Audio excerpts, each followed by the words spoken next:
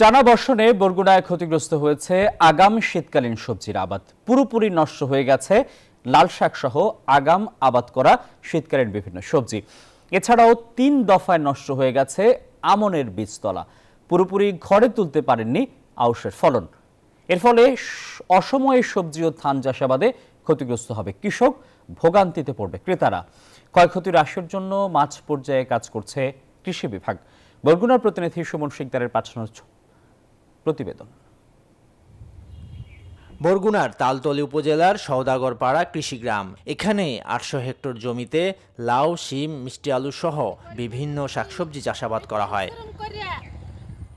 এ গ্রামেই চলতি বছর অধিক লাভের আশায় ২ শতাধিক কৃষক যৌথভাবে শীতকালীন সবজি আবাদ করেছিল। টানা বর্ষণে গাছের গোড়ায় পানি জমে নষ্ট হয়ে গেছে অধিকাংশ সবজি ক্ষেত। কিছু কিছু স্থানে বীজ থেকে চারা হওয়ার আগেই পানি জমে নষ্ট হয়ে গেছে বীজতলা।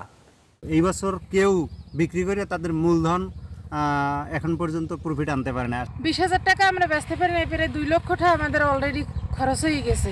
বর্ষায় তো একেবারেই আমরা প্রায় নিঃস্ব পালাই। তবে শীতের সময় পানি সংকট, বর্ষায় জলাবদ্ধতা এখানকার কৃষকদের গলার কাটা। এই সমস্যা লাঘবে সরকারের সংশ্লিষ্ট মহলকে কার্যকর পদক্ষেপ নেয়ার দাবি সচেতন মহলের।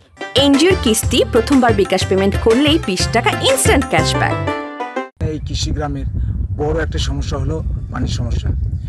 শীতের সময় পানি থাকে না, আর বর্ষার সময় পানি ওভার হয়ে যায়। অতিরিক্ত বৃষ্টি হলে একটা মাত্র সুলিজ, এই সুলিজের কারণে এখানে প্রতি বছর জলাবদ্ধতার সৃষ্টি হয়। ধান ফান যে আসলে ঘরে সব ফালাইছি, এখন বিষ পেরার ভরসা নিবর্ষা। বীজতলাটা বৃষ্টির কারণে সবাইটাই তলেই গেছে।